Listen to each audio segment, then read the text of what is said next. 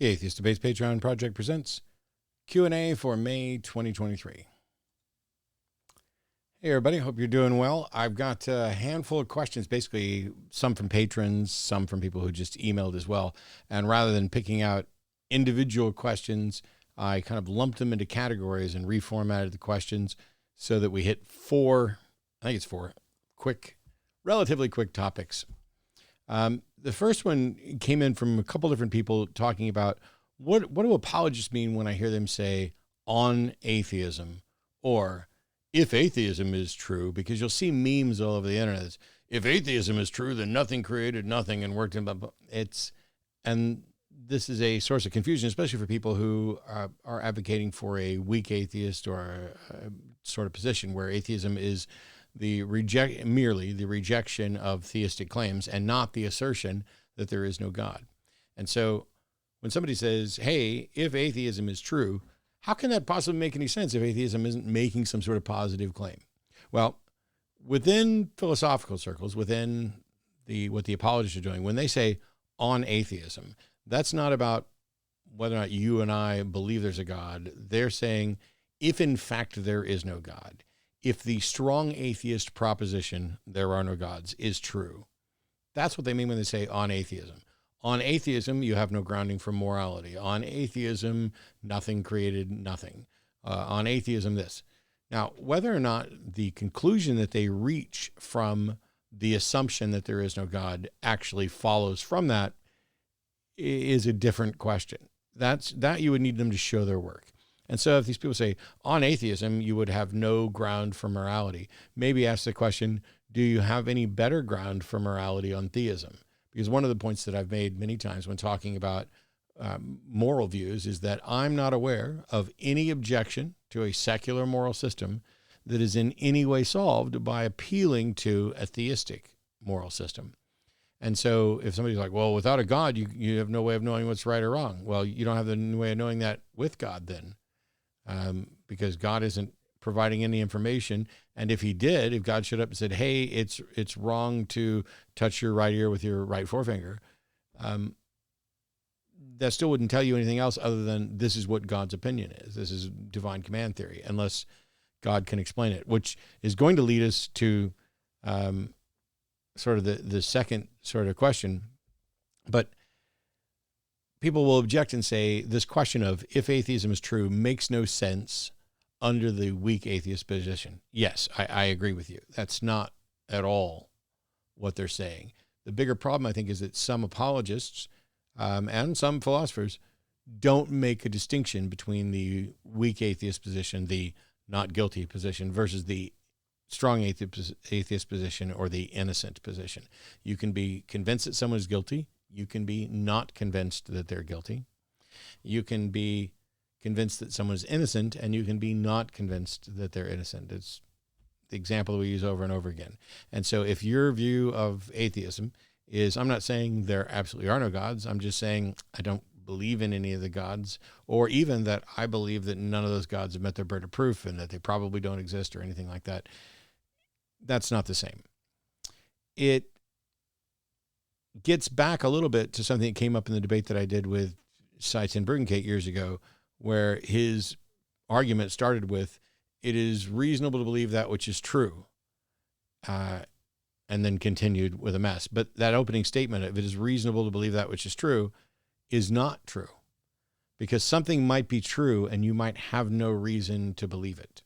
And so it may be the case, you could say, if it's true that there is a God, it is reasonable to believe that there's a God, except that it's possible that there could be a God and you would not have sufficient evidentiary warrant to believe it. It wouldn't be reasonable to believe it. There are plenty of things that are true that we currently don't have good reason to believe just because we don't have the information on them.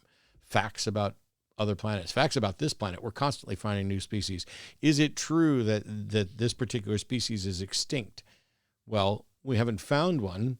And so we can presume that it's extinct, and it may even be rational, given the current information, to believe that it's extinct. But rational isn't necessarily tied to true. It could be true that it's extinct. It could be false that it's extinct. But what's reasonable to believe is based on the information that we have towards one of those two propositions. And at a minimum, we may just be in a position where we are forced to reject both of them because evidence hasn't overcome the threshold to convince us of one or the other. The other one was really talking about, a couple of people emailed in to say, why are we still having these debates? It's been thousands of years, nothing new comes on. We're off doing science, we're putting men on the moon. Why are we still having arguments about these ancient gods and what they believed? If there is a God, why won't it give better evidence? It's a great question. And since I'm not a God believer, you're probably asking the wrong person.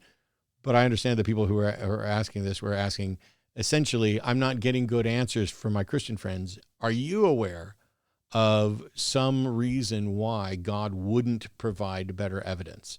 Why is God hidden? Why is God apparently the all universe and extra universe champion of hide and go seek? The short answer is I don't know, but it sure seems like it's consistent with the notion that a God doesn't exist. But apologists would tell you, some of them, I'm not going to speak for all of them, these are things that I've heard from actual apologists. God knows that you wouldn't be convinced, so there's no point in providing you the evidence. God knows that he could stand right in front of you and absolutely confirm his existence, but your mind just will not be convinced, and so God's not even going to entertain your folly. God doesn't owe you an explanation. You either believe or pay the cost. God knows more than we do, so God has a sufficient reason for not revealing himself. God understands everything about everything, and so he may realize that if he were to provide better evidence, the evidence that you say you would want, not only would it not convince you, but it could serve to keep other people from accepting. There's others who would say that faith in the religious sense is somehow a virtue, that it is necessary for you to believe in a God without having sufficient evidentiary warrant, because that would somehow violate your free will. Like God needs you to maybe doubt his existence in order to not believe. But that doesn't make sense with virtually any model, and I fully accept that there's, you could point to the king, and I could fully accept that there is a king, but he's not my king. And even if if we're talking about Great Britain, that doesn't mean I have to adhere to that king or respect that king or put my confidence in that king. So there could be a God who's just a monster. And that, weirdly, gets us to the last two. One of them is that I would like to know what concept there is that God can understand, that we can't, and why God can't make us understand it. God should either be able to make us capable of understanding it, or he should be a sufficient communicator to be able to convey that concept to us in a way that we can understand. One of those two things would seem reasonable to happen. And if that can't happen, then that concept should at least be something that God could say, hey, if I made it so that you can understand this, it would lead to problems like this. But we don't even get any attempt at a conversation. It's just ignored all the way, which leads to one other possible conclusion, is that God actually doesn't care about convincing anyone. This universe is exactly what we'd expect if there was no God who cared about convincing us of his existence. And it's just that people are wrong about the character of God. There may be some God that exists, but they don't have a good understanding of it. They don't understand what his goals are, what he wants. And, that means that the biblical stuff in religion or the Quranic stuff about religion, these are all essentially wrong. These are humans trying to find God. And a lot of modern kind of new age woo-woo, let me find God. We had a caller just the other day who's like, oh, it's just a metaphor, and I'm a pantheist, and it's like I don't want to be called a theist because that's too close to dogma when there's no dogma in theism. People generally are confused about what they believe and why. And so if that's been what's happening this whole time, then a bunch of people who were confused about God decided to write about God, and God decided not to do anything to correct any of that information. Maybe that's it. Another person asked about being called a bigot. And the short version is they were like, somebody called them a bigot for their review. And how is that not an ad hominem fallacy? And the answer, which I've answered many times, but I chuckle at this because lately Whereas there were other labels that people objected to, like, well, all you did was say I was an idiot or I was stupid or I did, I didn't understand. And all that seems to be an ad hominem. An ad hominem fallacy is when you make an argument that says your conclusion is false because you are a blank. It's wrong because you're a bigot. I'm going to dismiss your argument because you are a bigot. That would be a fallacy, to conclude that this argument is not correct because it comes from a bigot. Saying you're a bigot, though, isn't making an argument against your position, and it's not a fallacy. Arguments are fallacious. Name calling just happens. And when, it could be that instead of your argument being wrong because you're a bigot, you could be a bigot because your arguments are wrong. Your bad reasoning may be what's leading you to a bigoted point of view. But sometimes they'll say, well, yeah, you didn't argue against me at all. You just called me a bigot. Yes, I did, or somebody did. That's not a fallacy. It's a character attack that may be completely accurate. Not every topic is worthy of my time or your time, and not every person who wants to engage on a topic is worthy of my time or your time. I just don't often know how to tell the difference between which people are worth engaging until I've done some sort of engagement. And that's why in a lot of the debates that I do, I'll ask a question or two first about, can you tell me what you believe and why? Can you give some clarification about what position you're going to defend? And as we saw in the debate review that I did earlier after Saturday's debate, sometimes what they say they're willing to defend isn't what they're actually willing to defend. And the last one is one that it was basically sent in as, how do you respond to people claiming that the Bible just feels like God? And I almost made a whole video about this, and I hope that it doesn't run on for the next 20 minutes, but I think I've come up with a way to kind of address this fairly quickly. This sort of intuitionist model of, when I read the Bible, I feel presence of God. It is written the way I would expect a God to inspire something to be written, or the way I'd expect a God to write it himself. It has wisdom beyond anything else. It is profound. It consumes me while I'm reading it. And so for me, when I read the Bible, it just feels like God. And people want to know, how do you respond to that? So my quick take is, how would you know? How would you know what feels like God? How would you know what God's inspiration looks like, what God's writing looks like? And generally speaking, if you were to ask this question, their answer would be, I don't know. I'm not claiming that I fully understand this. Maybe God made me in such a way that I can detect a God, that God wrote his moral code on my heart. The Bible speaks to my heart. Therefore, it must be from God. But you were told from a very early age, in most cases, that this book is from God, and it's the only thing that you can point to. And when you point to the books of other religions, they seem strange to you. They seem not like God. But how is that following the evidence where it goes? Like, go before anybody tells you which book is supposedly from which God or anything else. Go read all of the holy books for all the religions and tell me which one feels the most like God to you. Now, in the end, you're still picking the one that matches what's going on in your head. And the thing that most people don't recognize is that I realize there are people who convert from other cultures. This is not addressing those models.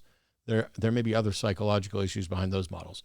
But for people who grew up in a predominantly Christian culture, they were taught by their family, by their friends, by the community. It just seeps in and permeates. The Bible is the book of Christianity. Christianity is the predominant religion. The Bible is supposedly God's word. You're appealing to you and what seems normative to you from your limited experience. And that experience was formed by the people around you who tend to share those beliefs. You want somebody to find, there are tests that we can't do. They're just unethical. You couldn't take a child and drop it off on a deserted island and leave it no interaction, no language, nothing, and then give it a Bible and see, hey, does this seem to feel like God to you? I mean, we couldn't do that. We absolutely shouldn't do that. And we shouldn't need to do that, because if in fact any of the arguments for the existence of God, including the Bible just feels like God to me when I read it, it speaks to me, any of those arguments, if they were sufficient to provide evidentiary warrant to believe that God is real, if those claims were enough to justify it, then there's no reason for God to keep hiding.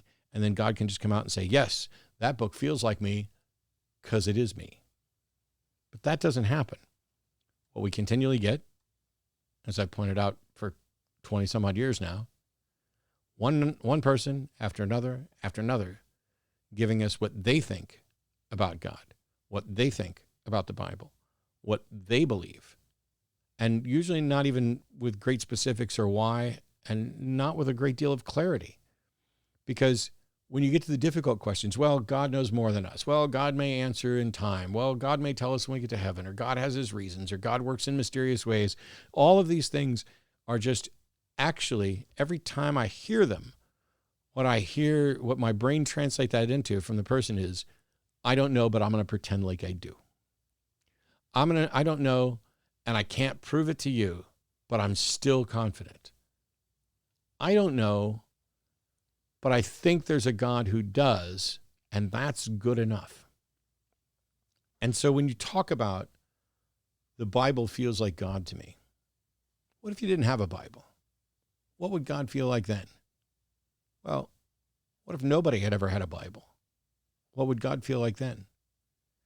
Do you think that if we were to remove all religious literature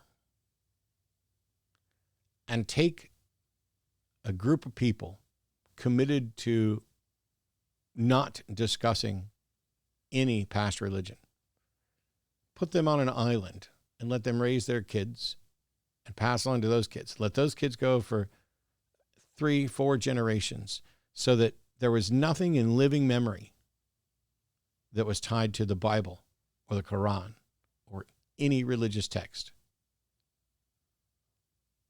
Take some of those people and give them a Bible and say, does this sound like a God to you? They're probably going to have to ask you about the God concept first. But if we were to, it's been famously said that if we took all the science books away, we'd still discover the same scientific facts. But if we took all the religious books away, we'd have entirely new religions. That's an intuition that you can't demonstrate or prove, because if in fact there is a God, then if you removed every copy of the Bible, God could just inspire another Bible. And that, my friends, may be yet another example of what would convince you. Because famously, I've said many times, I don't know what would convince me that God exists, but God knows, and he hasn't done it, which means that either he doesn't exist or he doesn't want me to know exists. Either way, it's not my problem. But if you were to take a group of people who had no knowledge of the Bible in any language, isolate them from humanity in a voluntary, ethical way. We'll never be able to do this, so it's pointless. If they were able to reproduce the Bible verbatim, like right on the money, that would be an amazing bit of evidence that there is a God who can and does inspire writings, including the Bible. But the problem is, the Bible is a terrible book that has spawned over 1,000 different denominations. And so even if that God exists and can inspire the Bible, all that would show is that we have a particularly dense God that doesn't understand his own creation and seems to be stuck in a rut where he can just keep inspiring the same confusing garbage that has divided people and caused trouble and strife for millennia. But on that note, we'll see you next month. Appreciate you guys. Thank you.